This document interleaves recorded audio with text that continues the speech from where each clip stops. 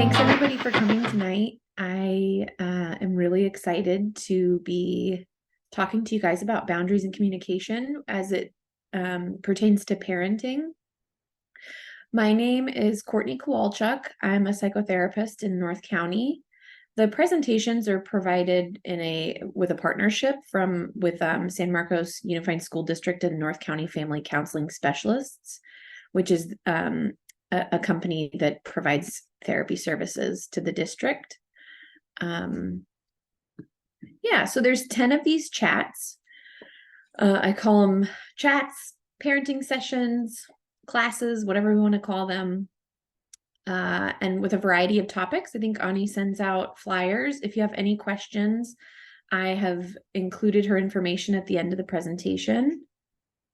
So, you know what we're talking about? Here we go.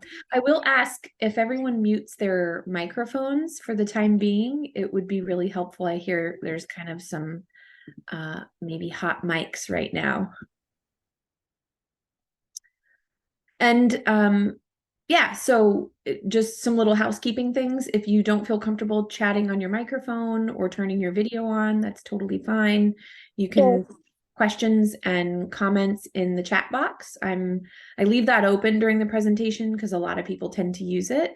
So I don't go full screen with the presentation. You can put stuff in there, or you can raise your hand using the raise your hand feature, or if you kind of unmute your mic, I'll see that and know that you want to say something. Let's see. A parent has a question. How does she know that she's muted? And typically when you join, it will ask you whether you want to share audio or not. Ani, is there a really easy way to tell her how to know whether she's muted? You should be able to see on the bottom of your screen the little microphone. If it has a little line, a red line across it, that means you're muted. I hope that helps. Jessica. Tap the screen to bring it up.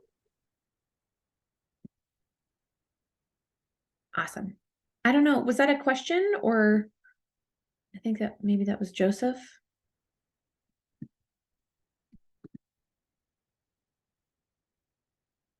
All right, here we go, guys. So to kind of get us started in our conversation about boundaries and communication, I typically start with a quote, and the quote that I chose for tonight's presentation is a quote from Brené Brown. She's a doctorate level social worker who is pretty widely known now in the public space because she's done a couple TED Talks, and then she got like a Netflix deal. So if you're interested in her material, or this intrigues you, you can watch her stuff on Netflix now. Her quote is, "Daring to set boundaries is about having the courage to love ourselves, even when we risk disappointing others." And I chose that quote for several reasons, but what I want to do is kind of open a conversation to talk about this. If anyone has any gut reactions, if you like it, if you don't like it, I just want you to be able to share about what you think about this quote and what it means to you in terms of parenting. Anybody at all. You can throw it in the chat or just chat with us with your mic. Courtney, I personally love the message that it sends, because it's saying that, you have to be able to say, yes, I'm cool with this, or I'm not cool with this, as part of being able to set boundaries for not only for our kids, but also for our loved ones or for our friends, right? It's something that we're willing to say and share, that we either this is what we like, this is what we don't like, and even if it risks disappointing others, you're not trying to people please after all, Yeah. Yes, thank you so much. I agree with that. I think that sometimes that's what keeps us from setting boundaries. And yet, the message here is this is a step that you can take that might offend people or might upset people or might rock the boat, so to speak. but it's necessary because it's a way that we can improve relationships with each other, improve relationships with ourselves. Yeah, I think it's a really big deal. Thank you for that. I agree. This Anybody else? is Liz here. I have thoughts on that too. And I agree with it, but I also, in the context of tonight's conversation, disagree because I think I would add in there, we have to have the courage to love ourselves and others, because I feel like very much in the context of parenting, sometimes setting boundaries is really tough, and we do it because we love our kids, right? We're not trying to necessarily always appease them or make them happy. Sometimes we're like, this is for their own good. And it's hard. It's hard saying no. And it's hard, sometimes it's hard to set those boundaries as a parent, kind of in the name of love for them and not even ourselves. But outside of the context of parenting, this very much makes me think of Heidi. I can't remember what her name is. She talks about the 4 different types of personalities in people. And there are those people who are just very big givers, and just give and give and give to others at their own expense, and like aren't willing to be like, no, I can't actually volunteer, because I have this coming up. And but putting your needs ahead of others sometimes is very important so that we can care for ourselves, which, as you talked about, was it last week in the last talk or 2 weeks ago, about how we have to care for ourselves. So I see this kind of in the context of more general and not parenting, if that makes sense. Being able to say, nope, got to look out for me now. And it's, especially dare I say this, I feel like there's this idea that women are kind of raised to say yes a lot. And I can't speak for men, but I know that that's in our culture, and we women have to say, nope, I'm going to put myself first. Right. So a few thoughts there. Sorry. No, don't apologize. I think it's wonderful. Thank you. And welcome back, Liz. Thank you for the good insights. And I agree with that. I think that, yeah, this kind of is maybe aimed more towards the individual. And I think to think about it in the context of parenting, this is exactly why I love to start with a quote and ask you guys, because that's such a wonderful avenue to take this conversation down, because we're talking about parenting our kids, right? We're talking about doing hard things, saying no, risking upsetting our kids or rocking the boat, and sticking with that because we love our children and because it's what's best for them. So yeah, I think that that's amazing. That's really hard. I know that in parenting, that's one of the hardest things that I help parents do, is like, especially when we change something. So when I give parents new advice or new strategies, that's one of the hardest things that kids deal with, is when things change and their parents are now doing something totally different than they used to. It gets really tough on the kids. And so what we have to kind of keep in mind is, I'm doing this because I love my kids. I'm doing this because this is what's best for them. And, even though this boundary that I'm setting, say it's like, I'm turning off the internet at 8 p.m., whatever it is, right? That's going to be really hard, but I love my kids and I want them to be present for school the next morning, or I want them to, maybe get some different information in their lives, read some books, do some different things, right? So there's always going to be maybe some tough, some challenges that come with change. And yet, because we love our kids, it's worth risking that disappointment or that anger or that sadness or whatever that is that comes from that choice. So yeah, great input, Liz. Thank you so much. Hi, this is my first course. I missed the first one, but I love the quote and I like what Liz said as well. For me, the word daring really strikes, because it is like, you don't know what kind of mood your teenager is going to be in. And then if they suffer any like depression or anything, you don't want to rock the boat and like lead them toward that direction. So for me, I have trouble. I'm a people pleaser and I have trouble having her be upset with me. And so I try to parent, and then it ends up our communication struggles, because it's like, do I dare talk to her today about a situation that maybe she needs boundaries on? Or it's like I have to feel out how her mood is, because teenagers can be volatile. So thank you. Oh gosh, thank you so much. Welcome. I'm glad you're here. Thank you. Thank you for that. And I I love that you are brave enough to say that because it's so true. I've worked with teenagers for the last, gosh, 10 plus years. And yeah, you're right. You're probably preaching to the choir with other people in this group that have teenagers. And I love that you took that insight with the word daring, right? Like, okay, I'm walking on eggshells a little bit. So I'm gonna be brave here and go out on a limb and maybe, yeah, maybe just not just rock the boat, but like totally, capsize us and turn us over. Cause it could be, I don't want to use the word triggering, but like activating for your kid, right? Totally. Exactly. Yeah. And that's a tough spot to be in. And I think just teenagers in general, right, is really tough. Thank you so much for that. Yeah, I agree. I've got some people in the chat, or at least Sue says, love them enough to let them hate you. And I think that's that's a pretty insightful comment. Because yeah, the decisions that we make as parents are not always popular with our kids. I have a 6-year-old boy. I'm Deshaun. This is my first one too.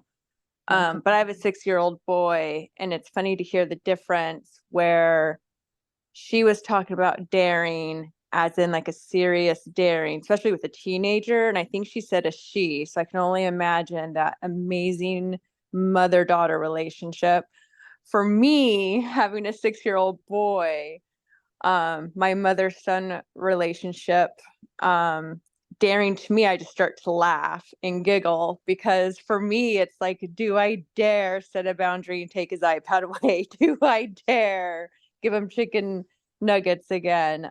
Just because we're at that age and he's happy, he's funny, he's cute. So setting boundaries with him is tough for me because the giving in part and then setting bad examples and bad habits for him, I do notice I do. So I am working on with him when I do set those boundaries to really stick to them, even when he throws his fit and everything, because he has that cute little smile and I just want to give him 20 more minutes and then I can do the dishes. Yeah. I don't know. I have young children too, so I don't know if that changes as they get older. If like, oh, you're still so cute. Maybe it I don't know. I think it changes a little bit, but yeah, thank you, Deshaun, and welcome. I'm glad you're here. And I hope that we can help you with a little bit of that struggle that you're experiencing. And I think that, yeah, that's the reality, right? Is especially with, I don't know, reactive kids or toddlers, like, yeah, you're in a spot where it's like, if you rock the boat, we could have a total meltdown. And that's really hard to like make that decision. I have a lot of parents, and I always call it like, we take the path of least resistance sometimes, because that's what we need, right? And when you think about parents who work, or single parents, or co-parents, or divorced parents, or just like a wide variety of, I don't want to leave anyone out, right? But the reality is that we're stressed. And so sometimes the easier thing to do is to not set that boundary, or to let them kind of step over the boundary, right? Or like, oh, I'm going to give them 20 more minutes, or, like Deshaun said. So yeah, I realize that sometimes it's the most agreeable, like easiest low stress thing to do. And if we're fighting battles in other areas of our life, we don't want to do that at home, right? We don't want to do that at the end of the day when we're exhausted. And so I really appreciate you being candid and opening that up for us, and being honest about it, because I think all of us do it at one time or another. My therapist you know, advice to you is going to be, or suggestions for you are going to be, hey, consistency is really important, right? Like set the boundary and then set the boundary and set it again and again. However, I realize that like real life happens and that we're not perfect and that this is really hard. Parenting is an amazing gift, but it's also incredibly challenging. It's the hardest thing that I've ever done, and most parents say the same that I work with. So yeah, awesome insight, you guys. And I'm so glad and grateful that you guys are all sharing and providing some input, because I think it keeps this interesting. So thank you. Can I say something? Yes, please. I feel what you say about the young kids. That's what the importance of the boundaries, because like in my case, I have three kids with the ages are totally different. So the boundaries are not going to be the same for each of them. So they need to understand why the 7-year-old can have the bedtime at certain time, and he needs to understand why the 16-year-old can stay late at night, that kind of stuff. So it's not going to be the same boundaries for them, and the importance to be constant, like you say, is really challenging for us too.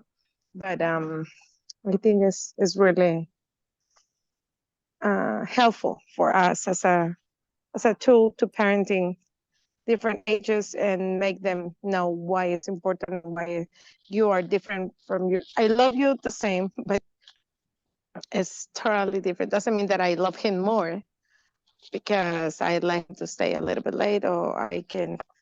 It's just really difficult to put in words, but I don't know if you get the point, what I'm trying to express. Yes, Sandra, thank you so much for sharing. I think that, to be honest, that's a common challenge for a lot of parents that I work with. I think that the reality is what you're saying is 100% true, right? And I don't know, it depends on the age of your children, and it depends on kind of the maybe insight level of your kids, and like how able they are to like absorb information. If you're like, hey, look, I need to just be candid with you guys, like I'm your mom, and here's the deal, like your 3-year-old sister and you're at different stages, right? Like you could sit down and really try to explain that maybe to an older child, and who knows, maybe they'll really kind of understand it and get it. I'm always for being really just honest with our kids, because I think honest parenting and having that quality about ourselves, kids can see that and they sense it and they respect it. They understand that and they appreciate it. And so I think if that's a possibility, like having that conversation with maybe the older kids, and like, I understand, right? Like validating them. It can be really hard to see that I treat, little sister different. And at the same time, I love you guys. I love you all the same. Here's what I have to do these things and make hard decisions as a mom, right? Like kind of going down that route. You could try that and see if it works. I think maybe you might be having to kind of a little bit broken record that, kind of repeat it. Like you and your sister are different, or you and your brother are different. You guys are different people. If I treated you all the same, you wouldn't like that, or it wouldn't go well, or whatever the case may be, right? And just kind of like in a really validating way, like, I understand that's really frustrating. Like, tell me how I could do better, right? Like, what do you think I could do better? And maybe go there and kind of see what happens. Obviously, this is going to be maybe a suggestion or a tool for a little bit of older children. Younger kids, you could probably explain it, but they might not totally get it. So I hope that helps, and thank you For so what? much. Go look in the car. Oh, I think Julie, you've got a mic on. Sorry, that was a kid pushing my boundary. That's okay. We have a lot of that in our parenting group. It's okay.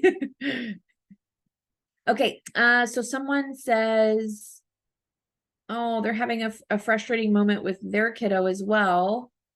some boundary stuff going on. One of her 6-year-old has been crying, can't have pizza, watch a movie, or have full attention. And so, yeah, it sounds like, I don't know if that's mom or dad. It says iPhone too. So maybe mom or dad is setting a boundary. And yeah, this is what I describe a lot to parents. When you set a boundary for your kids, especially younger kids, and they don't like it, there's kicking and screaming, right? It becomes a total meltdown. And the reality is, the more you do that, you set that same boundary, the more used to your child is going to get, oh, okay, mom's not going to give in, dad's not going to give in. Like, I know what to expect, right? But a lot of times when we have kind of wishy-washy boundaries, or just for some of these reasons, right? Not all of them, but sometimes kids, yeah, they go, oh, well, if I cry long enough, or if I scream loud enough, mom's going to change her mind, right? Because she's going to want me to be quiet. She's going to want to placate me. And so I just have to wait until I get her to that point, right? It happens a lot in public because we're all like, I don't want my kids screaming in public, right? So we're just like, shh, okay, be quiet. Like, I'll give you whatever you want. And so again, while I recognize how difficult that is, the reality is the more you sit through that, and the more consistent you are with setting that boundary, the more they're going to understand. And this kind of goes down to, brain development. They're going to understand mom's going to say the same thing anytime I ask her. If it's 6 o'clock and it's time for mom's class, and she's set me up, right, with my dinner or my whatever, and I'm safe, she's going to get to do what she needs to do. And if I kick and scream, she's just going to put it on mute, right? Like, she's not going to give in and log off and go do what I want her to do. So I went on a little bit of a tangent, but that was because one of our parents said that was happening. So I hope that can help you. And again, this is a process. Parenting, in my mind, is a marathon. It's not a sprint, right? So like, keep trying, keep doing it. And if you mess up, or if you forget, or if things are really hard and you give in, we can talk about how to repair that and how to talk to our kids about it and reset the boundary. So I have a neighbor that's a child psychologist. So she's like my go-to. So the person with the 6-year-old right now throwing a fit, what she kind of tells me too is just remember the whole consistency thing. And for example, yesterday was probably like the night you're having now, and it's just awful. But then today he got a really good report from his teacher. And so the results are really what reinforces that what you're doing is the right thing. But of course, someone else mentioned balance, and it's always like, you're a mom, follow your mommy heart with the balance of making sure you're doing the right thing for your kid to get those good reports from school. At least for me, because he is having trouble at school. And I do see the association with a lot of screen time or a lot of junk food, then a lot more bad reports home. But hang in there, mommy or daddy, because we don't know, right? Totally. Oh, thank you so much, Deshawn. That's so empowering and really helpful, I think, for other parents. Because yeah, I think we've all gone through that before. And I think you're right. Focusing on what is my desired outcome with putting this parenting practice, into effect. Like, what am I looking to get out of it? And how that's long-term, right? We're parenting for the long term, not the short term. So that's wonderful advice. And what a blessing to have a child psychologist next door. That's awesome. Okay. Having kids are challenging. It requires sacrifice. We have to find delicate balance, giving yourself a break and giving to your kids. Balance is the key. I agree. I'm a big balance person. That's definitely important as a parent. Definitely past the days of because I said so. Technology's made things more difficult. Janet, totally. So she's saying like access to information and the internet has totally changed the way we parent. And I could not agree more. I said this in the last class, I do one of the virtual parent academy classes is on technology. And yeah, I really go into that, and there's some thoughts that I have about how different it's made just our world and the mental health of our kids too, and us. Julie, we can restrict technology and or remove it altogether to get back to because we said so. Oh, she says it's a mom. So yeah, she's telling us thank you. That was really helpful for her, hopefully.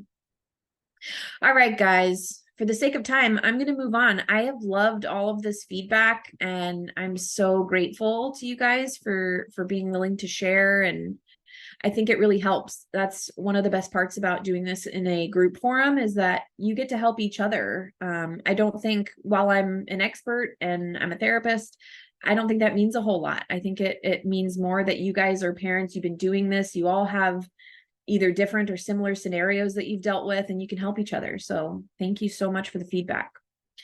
All right, so our objectives, this is what's listed on the flyer. These are the things, the major points that I'm trying to hit tonight. We are going to learn what parenting boundaries look and sound like. My hope is that I can give you some language to actually use, because that's always been very helpful for me when I'm parenting.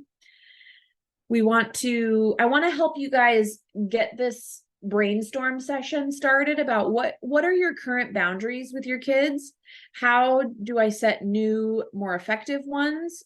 Do I have a great boundary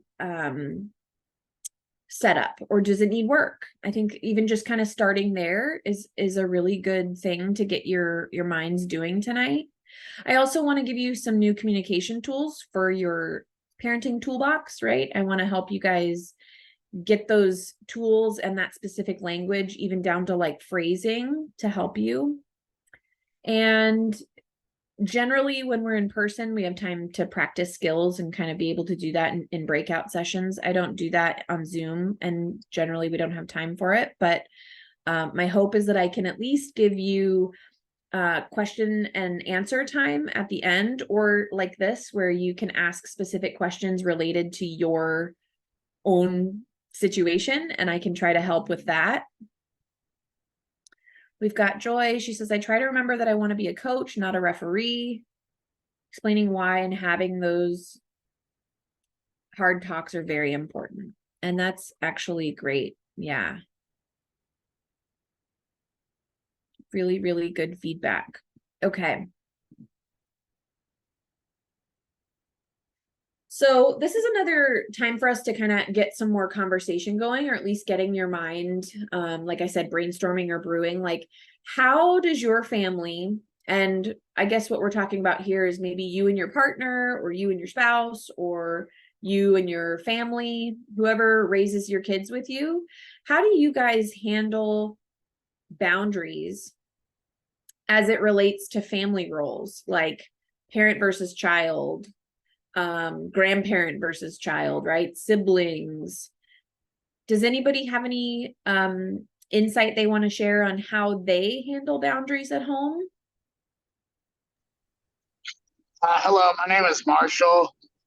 Hi, Being a full-time parent is kind of new to me. I just got took custody of my daughter from Texas. I am married, obviously not to her mother, but what we try to do is, like, when it comes to compromise and stuff, or like allowing her to have like an extra snack or a treat or anything, like, we have set rules, and then we try to run it by each other before we plan something like a treat, or do something that goes outside of our normal routine and schedule, because we've tried it the other way, to where it's like, hey, I got a grand idea and I'll just do it, and then it ends up in a debate between my wife and I, like, well, I wasn't going to allow her to do that. I'm like, well, what's it hurt? So we try to run everything by each other, but before we implement anything extra. That is awesome. I hope that I'm hearing you right. And you said your name is Marshall, right? Thank you so much for that feedback. I think what you're talking about is that's a great way to handle initiating boundaries, right? That's at the top of the list, is like talking to your spouse or your wife, your husband, grandparent, whoever it is. And this is not to say everyone has somebody. Some people are doing this solo. And so the reality is you want to make sure that you're getting the other person on board. You guys are on the same page, right? Because that's going to help with what we were talking about earlier, which is consistency, right?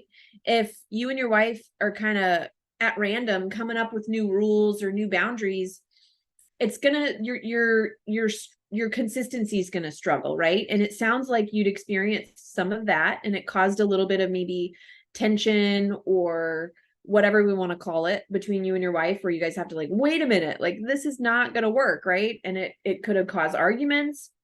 I very often see it doing that. And so, yeah, you want to sit down, and I would 100% recommend, if you haven't already done so, you want to get with the person that helps you parent your kids, and you want to talk about what kind of parent do we want to be? What kind of boundaries do we have for our kids? How do we want to talk to our kids, right? If we want to introduce something new, we should talk about it first, right? Like, and totally get on the same page. And I think if you haven't done it formally, do it, right? Like have this conversation with the person that you parent with and just go there. And sometimes even getting some insights about like, hey, how did your parents parent you, right? Like, let's talk about that. Because one of the biggest things that I start with when I work with parents is your family of origin, right? Who were you raised by, and how did they do it? Because more often than not, if we could take a poll and everyone could raise their hand, how many times do you notice yourself doing things in a parenting role the way that your parents did to you? Right? I don't know if a lot of people can. I see some hands raised. I definitely noticed that. And so it's really important, and I would say almost crucial, to really start to process, how did my parents parent me? Are there things that I can take from that and use? Are there things that I'm absolutely opposed to? That doesn't even go into account of like, was I traumatized by any of the parenting, right? Like there's a whole nother avenue that we go down in a therapy context, but it's incredibly important to just kind of start there and process that, right? And talk to your partner or a co-parent about that stuff. Yeah, so I see people saying like grandma spankings. Yeah. What if the other person refuses to communicate in a co-parenting situation? This comes up every single group. And I added a divorce/co-parenting class for this series because so many parents express that they have a co-parent that will not communicate with them, or that the situation's volatile. I do get into that very in depth in that class. And so Ani can, oh, there she is. She already knows. March 6th is the co-parenting and divorce session. So I will totally get into that, Rose, if you attend that session, and I'll have some answers for you. We do a lot of bargaining, bribery. If you do XYZ, you can have a treat. She says, I despise using food as a reward, but removing screen time's hard because you only give it to them when you really need to get something done. There aren't many other privileges that he enjoys as a 6-year-old other than my attention, and he expects in perpetuity that as a single child.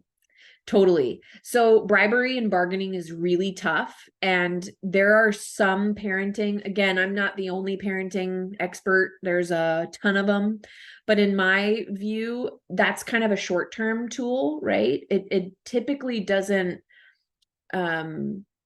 promote the like intrinsic behavior change that we're looking for when we use reward-based or even punishment-based parenting.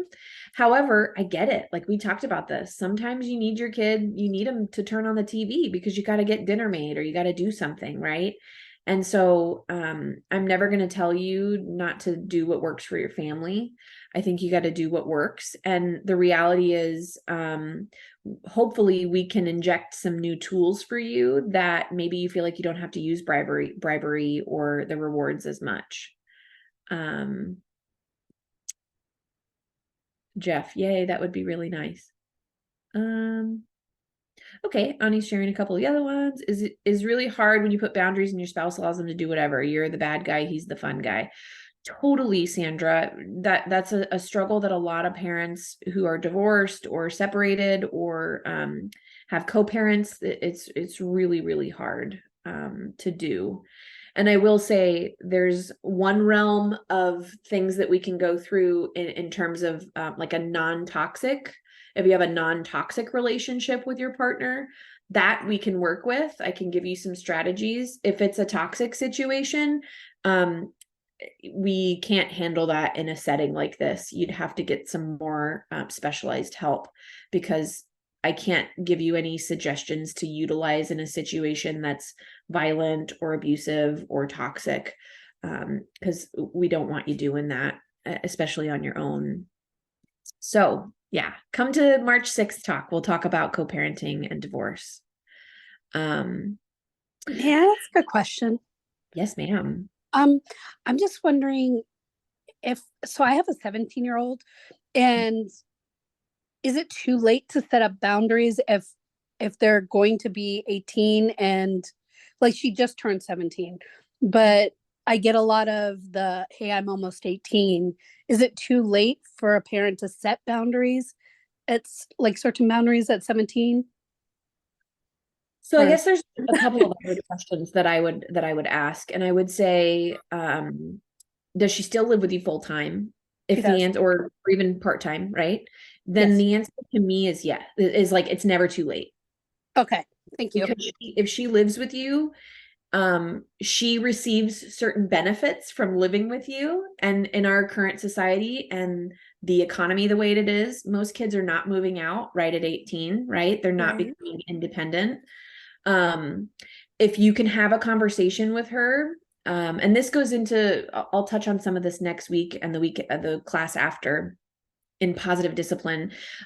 My main goal is going to be, what's your relationship with her like? If your relationship is good, it's going to be a breeze to set boundaries, because you can talk to her, you can reason with her, you can say, hey, look, here's all the stuff that is great about our relationship and great about you living here, and here's some stuff that we need to kind of talk about, and I've realized for the last X amount of years I haven't done that, and I'm sorry, right? I'm sorry that I haven't done those things, but I think that this is more important. I love you. I want to do this. And as a 17-year-old, my best advice is always get them included in the boundary conversation. What do you think? What do you think are some good boundaries? What do you want from me, right? As your mom, like, and have that dialogue with a 17 or even, 14 and up. You can have those conversations with them. So I would say it's never too late. It just kind of depends on how you're going to have that conversation and what kind of results you'll get in the time, in that short amount of time, depending on when she leaves or moves out. I hope that helps. Your house, your rules. That's what Sue says. She says, your house, your rules. So yeah, in a very gentle, or like maybe not even very gentle, but like in a really kind of matter of fact way, I would agree. Hey, here's some benefits that you get from living with me. You're a lot of people used to say you're under my roof, right? You do my, and that's a little bit, that can be a little bit challenging to a lot of kids. And if you want to go that route and that works for you, go that route. If you want to be a little bit more neutral and kind of say like, hey, look, you live in my home, we live together, we're a family. And in a family, there are things that you have to do, things that you're expected to do. And let's talk about the boundaries. Me as a parent, I have them. You as the child, you have them, right? And if you can, depending on your situation, you should be able to have a dialogue with a lot of kids about that. I think sometimes teenagers will surprise you. Courtney, can I ask a question? This is Liz, kind of relates to this, which I agree with everything 100%. And I think even after you know, it depends on what your kid does. If they go to college and they're still living on your dollar almost, you know what I mean? Like, I mean, it's a different situation, but even then they're still kind of tethered to you financially, right? But you know, one thing that I struggle with, and I think, I don't know if it's our generation struggles with it, but is also not just saying, I think it's very important to be able to put boundaries down and be like, this is the way it is without even explaining it. But sometimes I feel like with older kids, maybe it is worthwhile to say, like, here's why we have this boundary. Like, you're about to go out into the world and I want you to be ready. Right. And here are the, you know, but so I know that we want to move on, but I'm kind of curious to hear your thoughts on like, when is it appropriate to kind of explain a boundary versus being like, it's because I said so, which I feel like is, you know, often warranted and you don't really need to explain it. Yeah. So I have a different view of the like because I said so type of thing. I don't typically recommend that because that doesn't teach our children anything, right? That's not teaching our children why we need to do a certain thing or and some people are like, "Oh, I don't need reasons. Like I'm the parent," right? That's an authoritative or authoritarian parenting style. And if that works for you and that's what you like, you got to do that. I don't do that and I don't recommend that because with most families that I work with, it doesn't typically work well. Some kids, they're like, "Yep, got it. I can take an order." Awesome. Some kids, they resist that even if they're good kids, right? And all kids are good kids, but some kids resist that just for the simple fact that it's like an order, right? Because I said so. So like I said, I don't use that. Even with my little kids, I tend to explain things and it works really well for me. I think that there's certain things when it comes to safety, right? I'm not sitting there and saying, well, you can't run in the street because I don't want you to get hit, right? That's not the boundary that I'm negotiating or having dialogue about.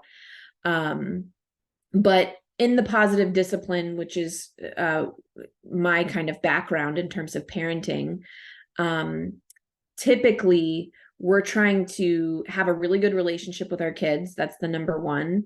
And in my view, to have a good relationship with your children, there requires it requires not to be an authoritarian all the time, right? And like I said, if that works for you, I think that's awesome. I just want to just, if I may, so this is actually like, because I'm with you on I've often been wanting to explain things, but then I have attended parenting sessions where they say that opens the door sometimes for negotiations. Sure. And right, to be like, oh, here's the reason why. And they're like, well, let me, you know, and again, it depends on the age of the kid, but it was, I can't remember what it was, but whoever, you know, child psychotherapist this was actually said that our generation is doing a lot of that, a lot of explaining. And sometimes there isn't really an you know, we don't want to open that door and there doesn't need to be an explanation. They just need to listen to us. So, cause I grew up in an authoritative household too. So I get that, but I don't know. I guess it depends, as you said, on your child and your style and what works. Yeah. And then it also depends on what boundary we're talking about, right? Like you said, there are some things, no questions asked. You don't run in the house, right? Like we're not going to have a conversation about why you do. And especially not as I'm setting the boundary, right? As you're running down the hall. So, yeah, I think again, I kind of look at it too as like, I'm not one type, or I'm not encouraging you to have one set, right? Like, don't be authoritative or do that, like be only gentle or only use this. Like you're going to have kind of a blend, right? And there's going to be times where the authoritative is needed. And there's going to be plenty of time where the negotiation is going to help. So yeah, I think that's probably, I don't set anything across the board. I hope that's helpful. And again, I don't tell people to not, like, if something's working for you, like keep doing it. And if it's not, I'm your gal. Like I'll help you if it's not working. I hope that helps, Liz. Thank you so much for the great questions. Lisa says, what types of boundaries do you do for teens and their phones, checking browsing history, etc.? So Lisa, I do another class about technology and phones. If you have my short advice or strategies here in terms of boundaries are supervision, always supervise, whether it's a teenager or a really little. I would say most parents probably need increased supervision. You don't want to just kind of be hounding them all the time. However, from a therapeutic standpoint, social media and the internet is exposing our children to a lot, and it's not good for their mental health. I'm going to talk a lot more about that in the social media and technology class. It's not me just saying that it's not healthy or that it's affecting their mental health. This is, we're getting the data on it. I don't know if you guys heard about this, but the Surgeon General came out and with the new Surgeon General warning, and it's all about social media and how it's impacting our children. And I go into that in depth. So my best suggestion and strategy is supervise your kids on social media, have their passwords, make sure that you, if you can trust your kids and you have kind of already gone through that and you're like, nope, I trust them, we're good. That's great. If you kind of worry or have suspicions, I would say just continue to supervise, get more involved than you think you need to in terms of social media. And there's no harm in that. You're the parent. So that's my short blurb on that. Please come to the class on social media. If Ani can throw that in, she'll let you know what day that is. Do you discuss, not to keep talking about the technology part, so I apologize, but do you discuss like downloading apps to trace and record what the child does? Even though I have a 6-year-old, he's on there playing Roblox, and he can type sentences now, and just he's already starting the teenager stuff at 6. Oh man, yeah, it's happening so quickly. It really does. Yeah, it really does happen quickly. So I don't think that I have anything in there about like apps to download to kind of track them. My best strategy, instead of using the technology to kind of track them, because there's ways around that, the reality is your supervision while they're using it is going to be more crucial until you have that foundation of trust and until they're old enough to understand those boundaries and then comply with them. That would be my kind of off the cuff, really quick, brief suggestion there. World has boundaries. Kids should understand that there's boundaries for a reason, but if they don't respect them, they won't respect them as adults. I think that's great feedback. And you're right. There's boundaries in every setting, every environment, every situation. And yeah, we are trying to prepare our children, right? We said this in the last class. Don't prepare the path for your child, prepare your child for the path, right?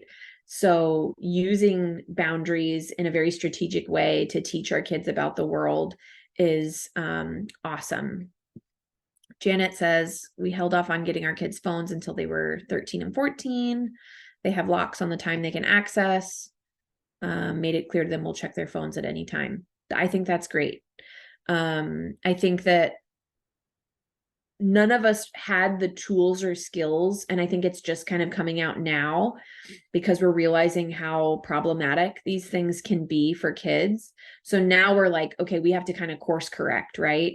Some parents, I feel like when they gave their kids phones, or kids that are maybe teens now and they've had phones since, I don't know, maybe 2010 was kind of when phones got like really, really big, right? And if kids have had them for that long, or a really long part of their lives, majority of their lives, we got to kind of like course correct, right? We got to go back now and be like, whoa, like we didn't know all this stuff. Let's fix it. And so that's another thing. Totally. I'm really glad to hear that some of you are like, nope, we've got good boundaries on that. And somebody says, James Stafford says, I go by the suggested age or on the parental controls.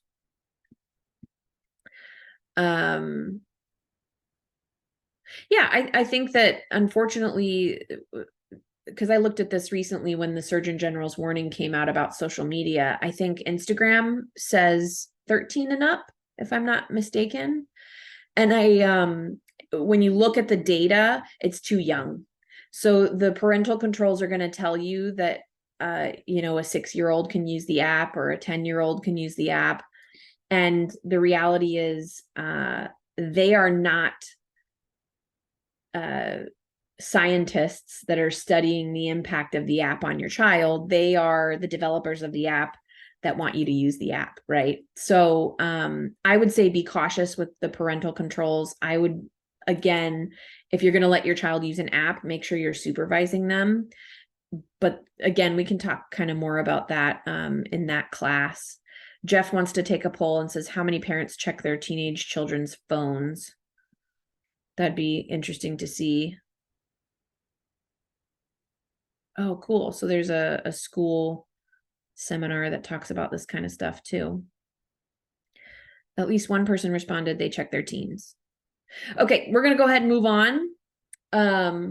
So let's kind of shift the conversation maybe a little bit away from social media and technology. We will get into that in the classes, I promise.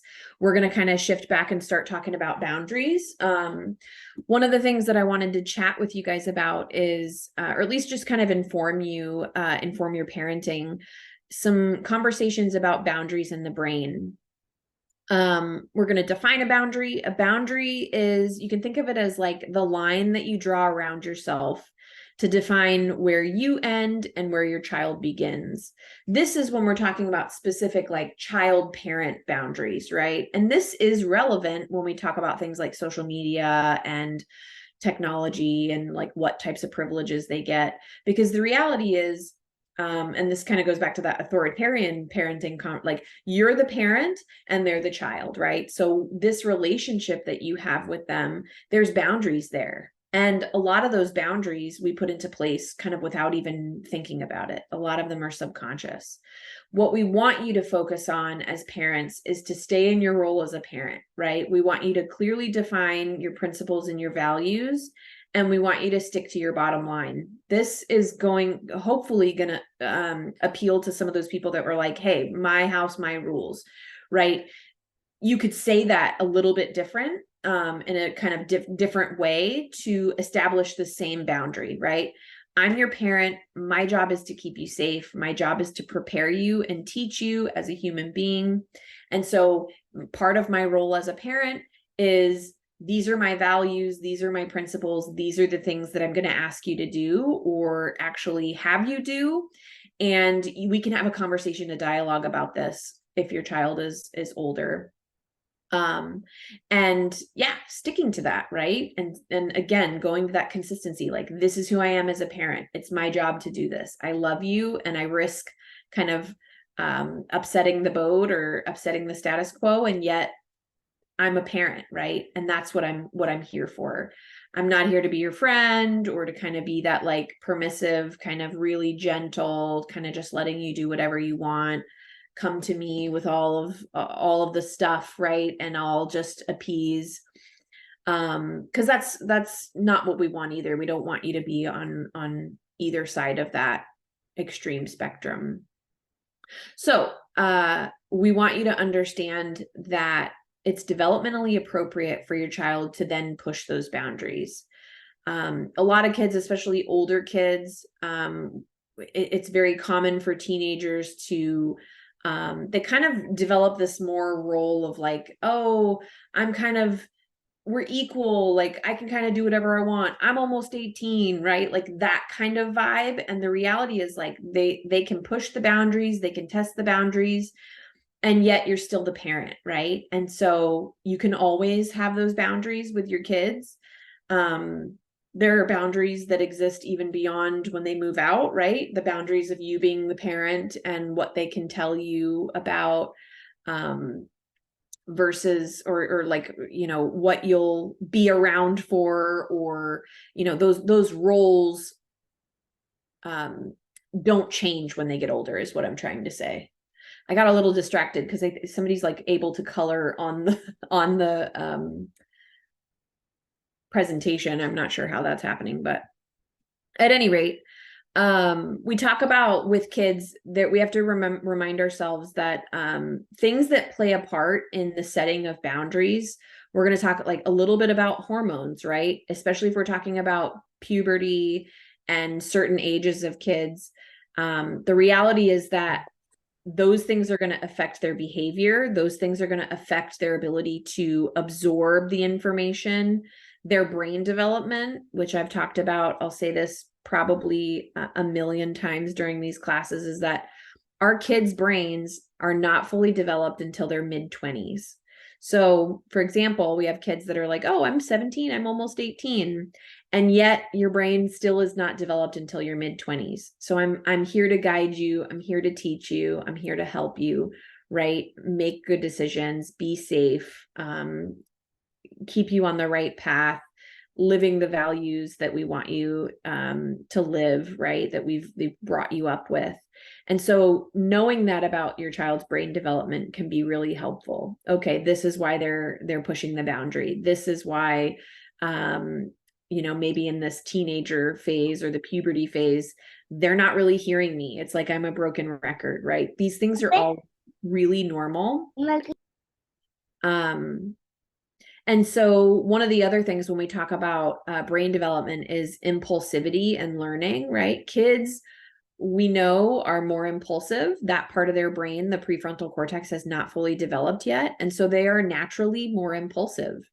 They're learning centers of the brain, right? This is all evolving and growing as kids age. This is not something that's just they've got, right? And they're born with.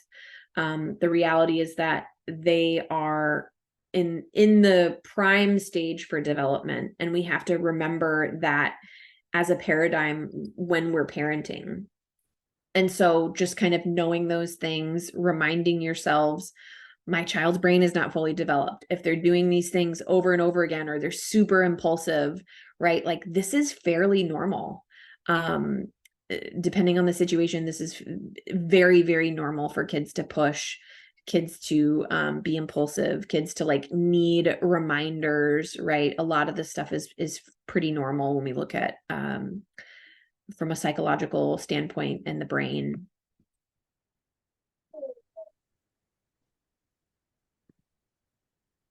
All right. Yeah, I don't know how this happened. There's yellow lines. I don't know if anyone else can see that. Okay, so here are some common issues. If you guys want to throw out some issues that you have with boundaries, you could throw some of those in the chat. One of the things that I find that parents are most concerned with, or one of the most common issues with parents or parenting, is that we tend to either overfunction or underfunction for our kids. And when I say that, I mean, you can think about these things, especially like think about toddlers, or maybe when your kids were a little bit younger, or those of you with younger children, you can think like, how much do I do for my child versus how much do they do for themselves? And so one commonality in a lot of parents that I've seen is that most parents are doing more for their kids. And I mean this in the way of maybe you have a 5-year-old that you're still getting dressed, or I'm kind of throwing out some examples. Maybe a teenager, a 16 or a 17-year-old that you're still doing laundry for, right? Like there are certain things that we tend to overfunction on with our kids. And I also think that you can be the type of parent that's overfunctioning for your kids and kind of doing a lot for your child. And a lot of that is we're parenting out of fear, right? A commonality of overfunctioning or underfunctioning for our kids is like, what if I don't do this? What if my kid fails, right? What if my kid becomes a criminal? What if my kid? And so for those things, those thoughts, to me, it's fear, right? This is a fear-based parenting that we're doing because we're afraid of what might happen if we don't do it, right? And so I often tell parents, one of the biggest mistakes that we can make is to parent out of fear and to handicap our kids by doing more for them than they can do for themselves. Now, this doesn't mean you should never do laundry for your kid or you shouldn't cook for them, or like, I'm not saying that. Again, this is not like an across the board. I would say that someone mentioned that there's some parenting advice out there now. I've seen this kind of in passing on the internet or in various journals, that some parents are, they're terming it like helicopter parenting, where we're constantly protecting them and we're constantly like preventing them from getting injured. We talked a little bit about this the last class. And the reality is that that handicaps kids, right? Because we're not preparing them for the path. We're preparing the path, right? And there's no way we can control these things once they're out of our home and they're adults. And so my best suggestions, look at how much you're functioning for your child, right? In terms of what tasks can you give to them that they can do, rather than you doing for them, giving them, letting them assert some of that independence, right? Having some of those boundaries to say like, hey, you're 15 and look, you're a part, you can contribute to the household. Here's some boundaries. Here's some things that I need you to do, right? And asking them, hey, what don't you know how to do? What don't you know how to do that you want to learn? Or what kinds of things do you think are good contributions or good boundaries for a kid your age? And kind of have that dialogue, because the worst thing that we can do as parents is not teach them and then handicap them so that they can't do that for their own when they're adults. Here are some signs that you might have some blurred boundaries. And so if you guys have specific questions, you can definitely throw those out in the chat.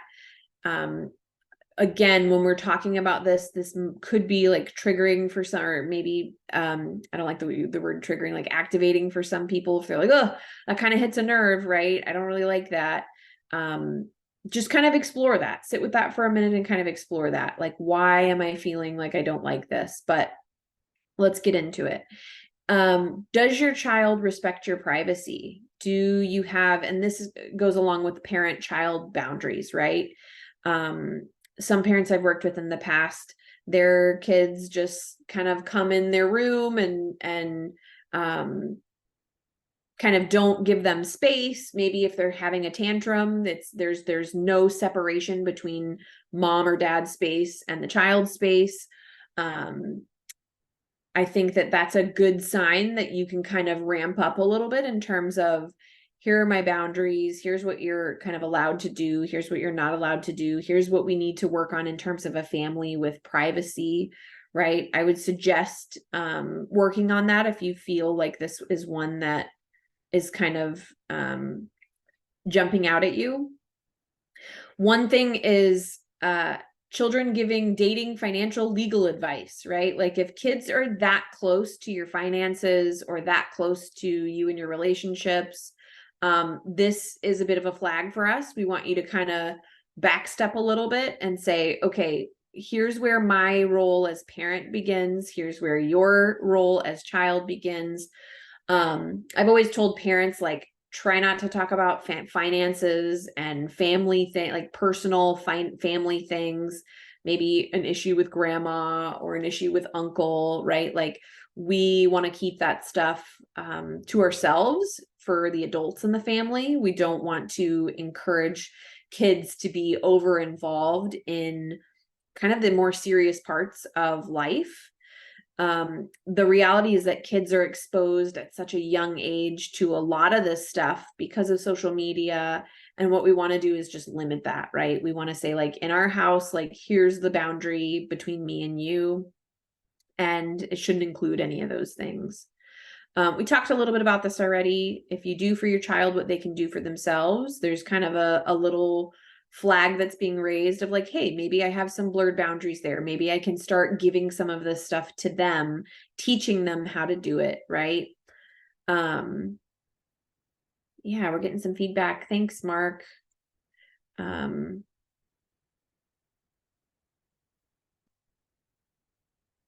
Oh, we have a good question from Darla. She says, do you have a list of age-appropriate skills children should have? I grew up as mama's helper.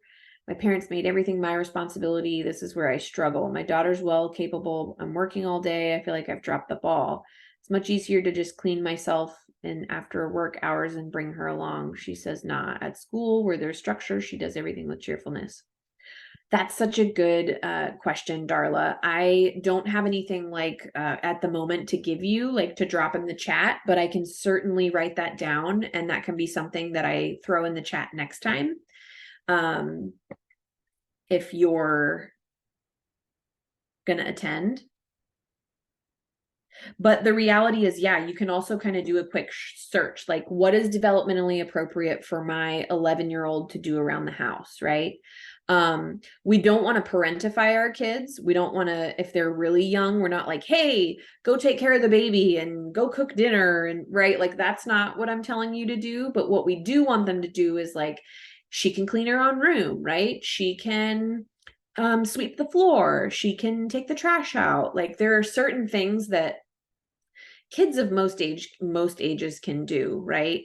And so if you're concerned, or you're insightful about like, hey, I kind of am missing this, I'm doing a lot more for her than she could do, kind of ask her even like, hey, what are some things that you're willing to do to contribute around the house to help me out? Like, you know, we're going to set this up, this is going to happen, you need at least 5 or whatever kind of, you know, however that, whatever works for your family, right? So I think that that's kind of a good place to start. What I can also do though is for next week, have a list for you guys. Awesome. A couple of parents are interested in that. Oh, someone says, at what age can I expect go to the bathroom solo? He wants privacy to himself, but doesn't give it. Same with being woken up. Interesting. I would wonder what age your child is. Kids are so different though. I can't give you a general age of like when he can go to the bathroom by himself.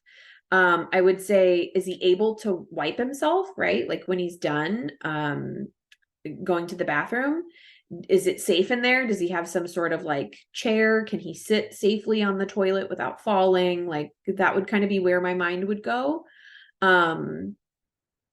And if your child wants privacy for himself, but he doesn't want to give it to you, that's a boundary issue, right? And you can say, hey, look, I know for a long time I've been allowing you to just barge in when I'm in the bathroom, or like, I need privacy just like you do. So like, let's start this now, and then just consistently remind him, privacy, privacy, privacy, right? And if that takes like locking the door and he's screaming, hey, mommy's going pee, right? It depends on how old he is, if he's safe, those kinds of things. But yeah, I think at this sounds almost like he kind of wants what he wants, and then he's not willing to reciprocate that. Depending on his age, I would say you can kind of slowly integrate that stuff and talk to him about it, depending on how old he is. Oh, Darla, she says she's 10. She gets frustrated. She can't do the same things her friends can do.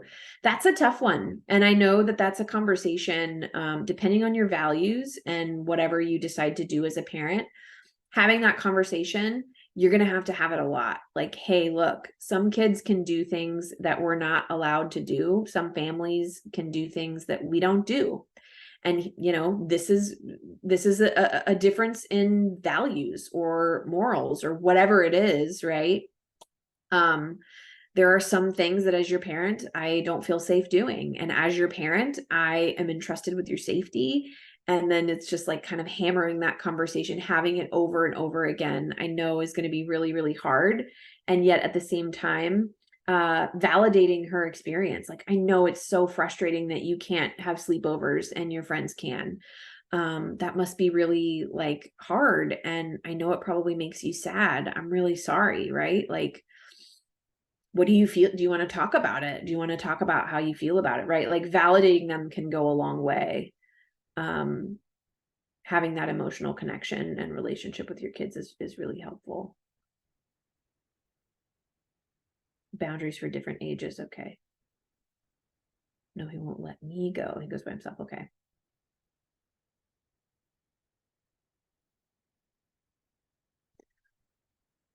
But when he has homework, I don't give any chore. But when he has no homework, I have help. Oh, okay. So someone's saying that they have a son who's really helpful at home. When he has homework, she doesn't give him chores, but when he has no homework, she asks for help and he just wants to play his game. I would say giving him limits on the whatever game he's playing, and like, hey, as soon as you help me take out the trash, then you can play your video game. Or, and I like that, like, as soon as language sometimes is really helpful. Hey, as soon as you help me do the dishes, or as soon as you do the dishes, or as soon as you get the dishes done, then you can play your game for an hour. Or you know, whatever that looks like, whatever limit that is, I would use that and utilize that language specifically.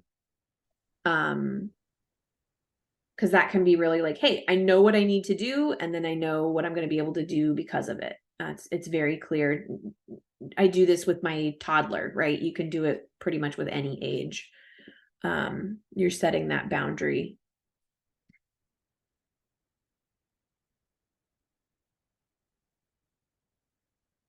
My son is almost 9, makes me wipe. I'm not sure what age he needs to wipe himself. So here's what I would do, Jeff. I would say, teach him how to do it, right? Teach him how to make sure that he's wiping himself, maybe wipe with toilet paper, wipe with a wipe.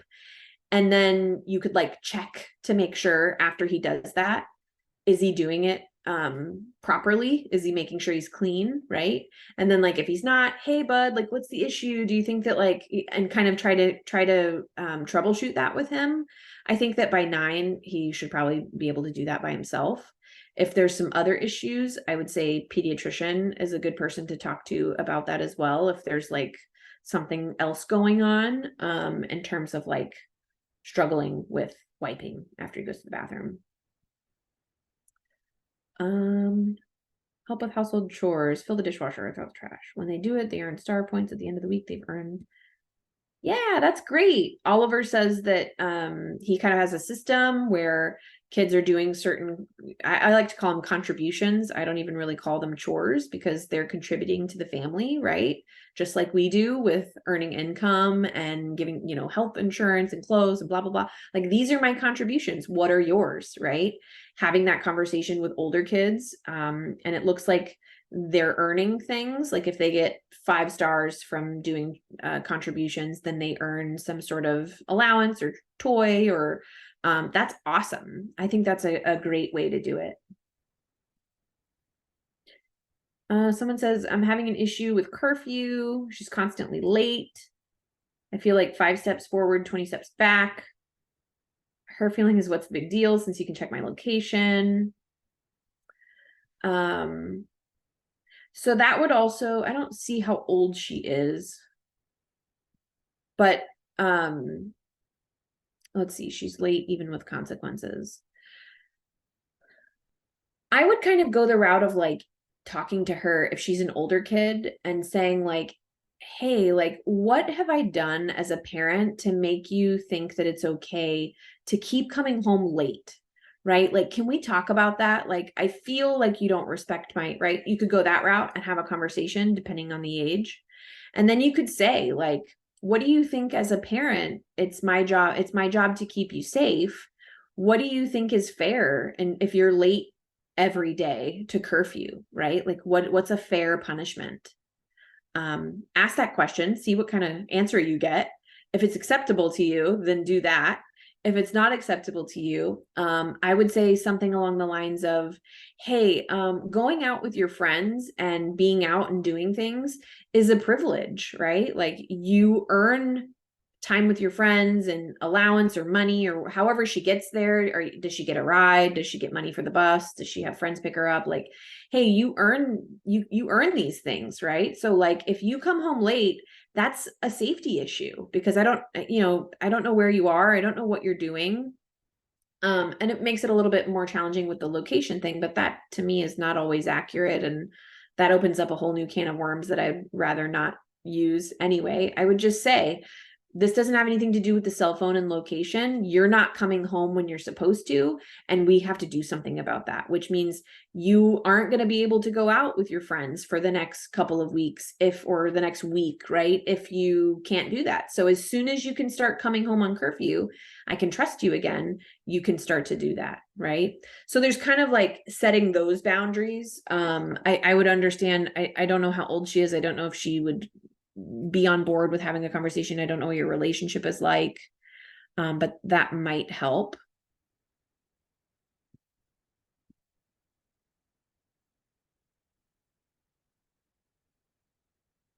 So someone says, they have a very busy daughter who does lots of things. She has lots of practice and extra things. I think you could not every kid needs to have contributions or chores. I think you have to make it work with whatever your child's schedule is. If your child has no extra time and they're coming home at the tail end of dinner and it's like time to go to bed, maybe you're doing things on the weekend, like, hey, on Saturday you can clean your bathroom or clean your room or whatever that looks like. You can kind of tweak it to fit your particular schedule.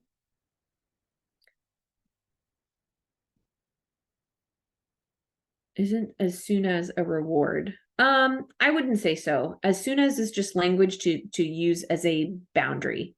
As soon as you do this, you can do this, right? Because it's something that they already have. You're not saying, oh, as soon as you do your chores, then I'll give you $15. It's like, hey, as soon as you do your homework, then you can go do the other things that you already get to do, right? Like, now, if you're using that with a reward in the sentence, then it would be a reward, I think. But that's just language in order to remind your child that, like, hey, you're doing this first, right? If you say it in a different way, it's a little bit more palatable, right? They can kind of go, oh, okay, I want to do that, so I'm doing this, right? I'm doing this first. Ages is the meeting for? So the meeting is typically for school age children. I try to give you guys some helpful tips for toddlers or for littler kids. But generally, I think all this advice can be used for all kids. There's a lot of questions, and I'm trying to hopefully stay on track, but answer everybody at the same time.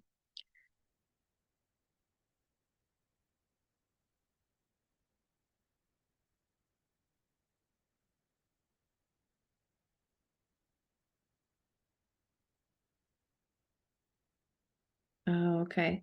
So kind of similar things, having issue with curfew.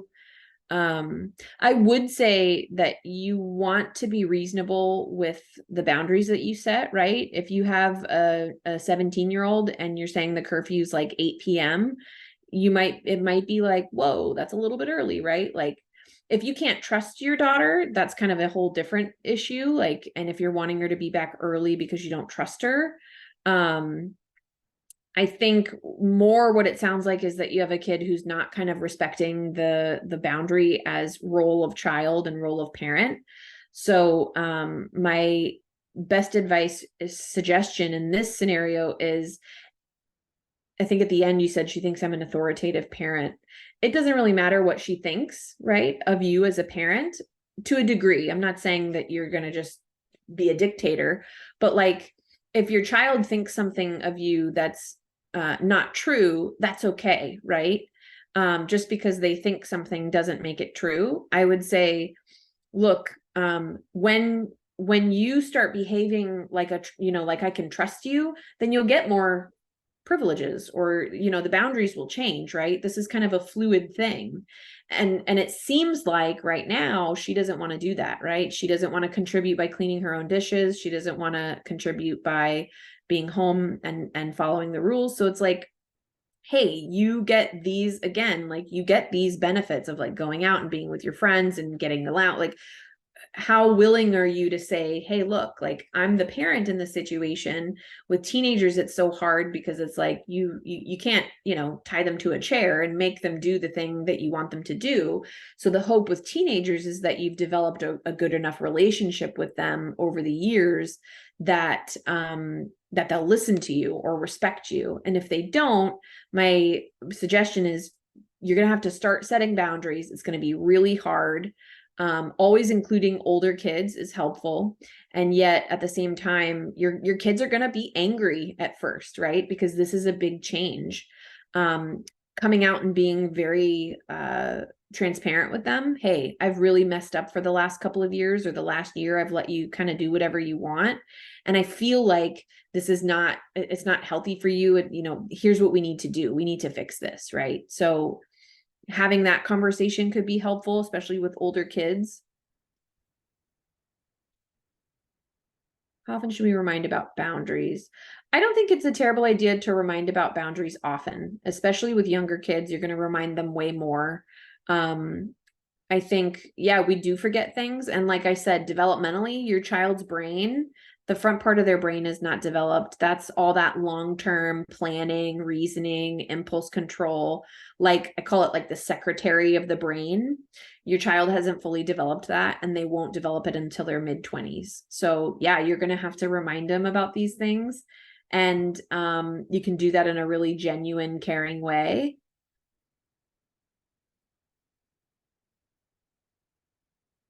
Ten-year-old is sneaking to get iPod or candy. I would say if they're sneaking to do it, remove it from the area that they can get to. If you really can't keep it out of their reach, keep it out of the house. Lock it in a secure place. If you have a kid who's sneaking to get it.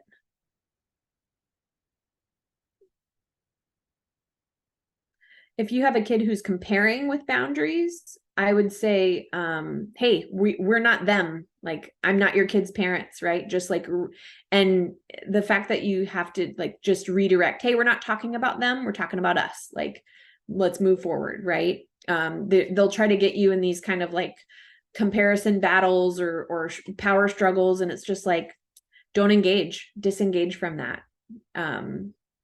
I understand you're frustrated. I understand you don't like the boundary. I understand that this is hard, right? You're frustrated.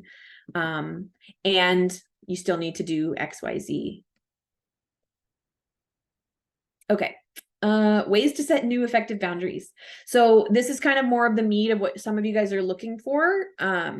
Relationship is the foundation of parenting techniques. If you don't have a good relationship with your child, this is where I'm going to suggest that you start. But increasing the relationship, bettering the relationship. When I do the positive discipline 1 and 2, which are, I think, the next 2 classes, we'll talk a little bit more about relationship, but any way that you can improve the relationship, try that, right? Start doing little things where maybe you are changing certain things that you notice aren't working, or having more time for them, right? With your undivided attention, like really improving the relationship, asking them what you can do to help improve the relationship. But that's where I would start. Define your boundaries. So what do I stand for? What do I believe in? What are my values? What do I want my kids, to value, right? Start by doing that, having that conversation with yourself, with your spouse, with whoever co-parents your kids. What are my boundaries? Do I want my kid to do well in school? Do I want my child to come home at a certain time? Do I want my children to, have certain limits with TV or what they watch, or what I want my kids to believe in, or right? Like that's where you start defining your boundaries. One of the best things that you can do once you have that information is then you're going to make those expectations, those boundaries known to your family. I recommend using a family meeting for this. Family meetings are a very routine way to improve your parenting it's utilized in positive discipline. And in one of the positive discipline courses, which is either the next class or the class after, I'll give you guys a handout on family meetings and how to do those, because it's really, really helpful to learn how to do that and do those as a family. Essentially, what you're going to do is you're going to establish your and their boundaries together, right? Being completely honest, writing these things out, saying like, what do you value, right? Like, what do you want in life? What's important for me as a boundary for your parent? Do you want me to share certain things with you or give you certain affection, or right, like you can ask for their opinion. And I think that actually makes it a very honest, open, kind of starting at the ground, respectful way to start this process.